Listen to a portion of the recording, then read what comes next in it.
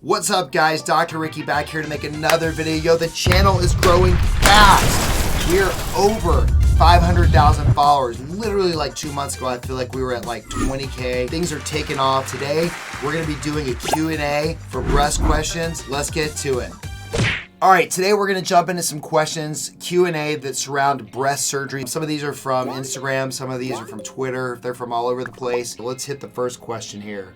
All right, so Trauma Tango asks, I get the betadine, but shouldn't the implant already be sterile? All right, so Trauma Tango is referring to, in one of my videos, whenever we show that we open up these breast implants, they're always in a sterile bowl. I always use a combination of antibacterial solution, so it's salt, water, or saline mixed with some antibiotic, as well as betadine. Betadine is basically cytotoxic, or it will kill cells. It is not long-term toxic to wounds. I always talk about not using betadine or hydrogen peroxide here daily because they kill the good cells and the bad cells. But in this scenario, we'll mix antibiotic solution with a little bit of betadine, and we'll actually irrigate the breast pocket with betadine because it sticks around for about 8 hours and will kill any bacteria. And the goal is to prevent an implant infection or something called capsular contracture, which we're going to get to in a minute. So Trauma Tango, it's not harmful for the tissues to be in contact with the betadine for a very short amount of time. So we should be good to go on that front. And that's why I use both, is I want to maximize the opportunity to not have any bacterial contamination in the pocket.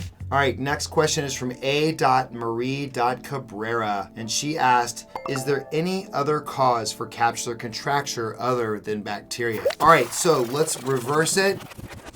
Back it up. Let's talk about what capsular contracture is. Capsular contracture, whenever we place a breast implant into the breast pocket for breast augmentation, you will form what's called a capsule around this implant. It's a foreign body. It's not supposed to be there. Your body recognizes it as foreign. It will produce or form an internal skin. Two ways I describe it to patients is, one, think of it as like an amniotic sac that surrounds a baby. It's a thin layer that forms around the implant. Or if you're putting on a medical glove, that thin medical glove that wraps your hand would be synonymous with what would be a capsule surrounding the implant. So if my hand was the implant and the glove is the capsule, you've got this tissue layer that surrounds the implant. Now, normally throughout the course of your life, that capsule is nice and soft. It's not firm, it's not hard, but something can happen called capsular contracture. And that is thought to be from bacterial contamination. And what happens is the capsule that surrounds that implant, the implant sort of squeezes, the capsule tightens around the implant and it squeezes the implant like this. And since your breast is attached to the actual tissue attached to the implant, your breast will start to heap up and get really firm and hard. That's called a capsular contracture. It generally happens within the first year if it's going to happen, and even so, more so, it's heavily more weighted towards the first several months after having augmentation. So backing up and talking about why does this happen, there are two theories of capsular contracture, and that's what her question is. One, we know that if someone has a postoperative hematoma, which is a bleed into the pocket where blood sits into the pocket, blood is very irritating to the tissues, and that can long-term lead to one of these contractures if we leave the blood in place. If we evacuate that immediately, should be fine. The second theory for capsular contracture is called the biofilm theory. The biofilm theory basically says that bacterial contamination within the pocket, not enough to cause an infection, but if bacteria get into the pocket, they will latch on to the shell of the implant. It's a piece of plastic and they love to grip on. And they form what's called a slime layer around the implant. It's not something I can feel. It doesn't feel slimy, but microscopically it's called a slime layer, and they embed themselves around the implant. And the thought or the theory is that they send a signal to the overlying capsule, which eventually causes it to contract. And that is why if you do have a capsular contracture, the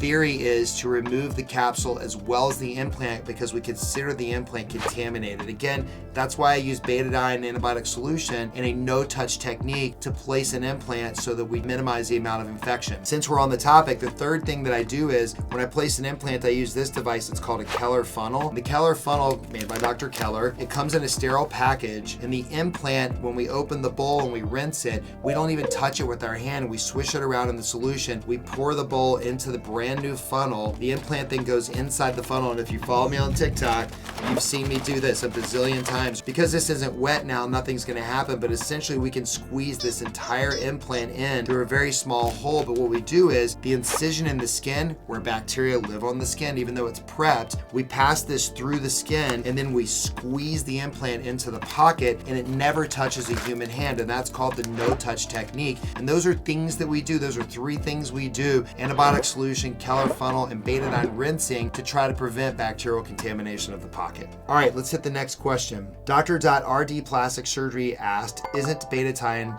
an irritant and cytotoxic? Why can't we just use an antimicrobial such as gentamicin? Thank you. Your reels are such a huge source of inspiration. All right, doc. So again, while betadine is cytotoxic, it's only temporarily cytotoxic. It's not going to prevent wound healing problems. It really is there to try to kill any bacteria that might be sitting in the pocket. And so for me, the benefits outweigh the risks by far. Now, if you had a chronic wound that we were treating, yes, this would kill the good cells and the bad cells, just as hydrogen peroxide would. I only use these 2 in initial wound cleaning to cleanse the wound. After that, it's soap and water thereafter. So these will not be toxic long-term to the wound healing process after something like a breast augmentation or even breast cancer reconstruction, where we're using implants to reconstruct the breast. Good question, doc. All right, let's see. Fardaneh, Fardaneh, asks, is it bad to just leave it if someone doesn't want to remove implants? I have implants due to a double mastectomy. Now, what is she referring to as it? She's talking about the capsule. So there was a video that I put up where I showed removing the capsule, and she wants to know, is it okay to leave the capsule behind? So let's talk about that. In an instance where someone might have a capsular contracture or that really firm tightening of the implant like I described before, in those situations, yeah, we've got to take the capsule out. We can't leave it behind because that will continue to cause firmness to the chest wall or the breast. Even if we remove the implant, you might feel that really firm hard tissue. So in those cases, yeah, we need to remove it. But are there instances where we can leave the capsule behind? Absolutely. I have plenty of patients that come in to see me who have breast implants. They're just sick of them. They got them when they were young. They don't want them anymore. They're not causing them any problems. They're just kind of there and they've kind of stretched out their skin and they're not happy anymore. But their capsules are nice and soft and there's nothing palpable on exam that's wrong. In those instances, yes, I leave the capsule behind. The reason for that is twofold. Number one, it's a much bigger operation to remove the capsule. It can be quite painful because we have to peel that off of the chest wall, which is the rib cage, and from behind the pectoralis major muscle, and that causes a lot of postoperative discomfort. And then the other reason is if the tissue is not contracted and there's nothing wrong with it, those 2 layers where the implant was in the pocket against the breast and against the chest wall, those 2 layers will just collapse back together. The capsule will scar in place and they never ever have a problem again. Another question you might be asking is, well, can they develop a capsular contracture if you leave that capsule behind? And the answer is, I have never ever seen it in a patient who doesn't have an implant in the pocket. I've never seen anyone get a contracture, which tells us the biofilm theory is probably correct because it's a relationship between the implant and the capsule that causes the problem, whereas just taking out the implant and leaving the capsule, I've never had a patient come back with an issue. All right, let's see what we got next. McCallie Marketing, McCallie McCallie Marketing. All right, I'm curious, are the capsules something that builds up around the implants, or is it something the implants are inserted with that calcifies, or whatever that term is, over time? All right, my friends, so no, the capsule is not something we insert. The capsule is something that forms after a replacement of the foreign body. Now, I described earlier, talking about how that forms, that when we place an implant into the pocket, your body's natural reaction is to form this tissue layer surrounding the implant, but it's your own tissue. It's like an internal skin. Another way that I can relate that to you guys is when I was in trauma surgery. Ooh, I saw a lot of trauma, a lot of gunshot wounds. We would have patients who would have like a bullet lodged in their thigh. It wasn't near any major vessels or nerves. It was just deep in the muscle and it wasn't causing any harm. And to go fish it out or remove it would have caused more problems than just leaving it behind. Now, we leave it behind, but then several years later, there would be some patients that would come back that bullet would start to work its way towards the surface of the skin because your body's literally trying to eject this foreign object. And so if it becomes palpable just underneath the skin, it would start to bother people. They would rub their leg up against the wall and they would feel it and it would hurt. So we would take those out in the clinic. We would numb up the skin, make a small incision, take out the bullet, drop it in the metal pan like everyone loves,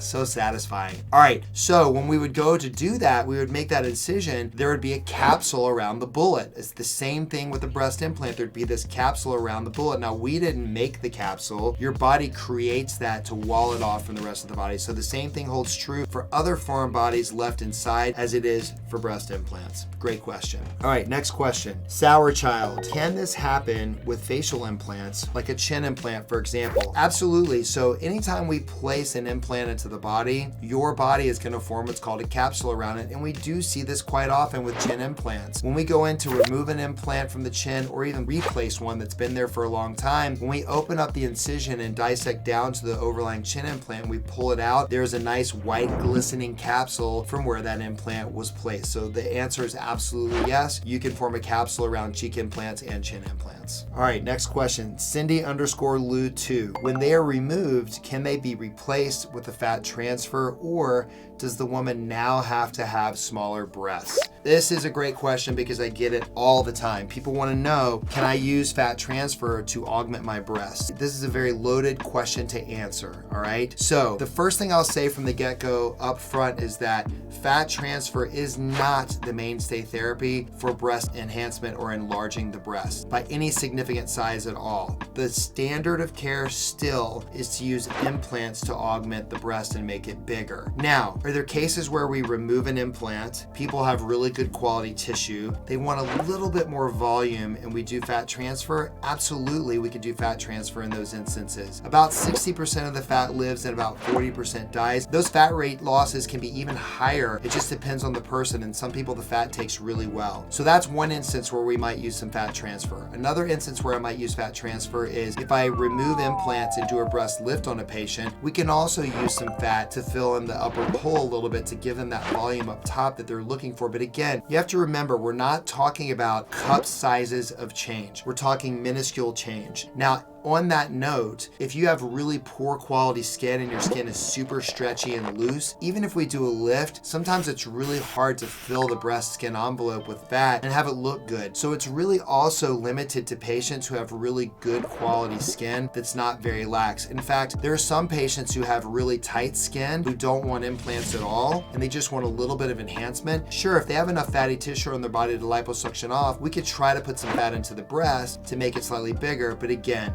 it is not the same as placing an implant, so you're not going to get the same shape or volume enhancement as you do with a breast implant. All right, _Stevent. Call this an extremely weird question because you theoretically cook that. Cook the capsule? He's talking about the capsules. When you take the capsule out, could you cook it? I mean, dude, you could cook it, and if you want to eat it, I'm sure it tastes like a crispy potato chip, but that's not something I want to do, Cannibal Lecter. All right, guys, that's it, man. End of the video. Thank you so much for sticking around. Yo, the channel is growing so fast.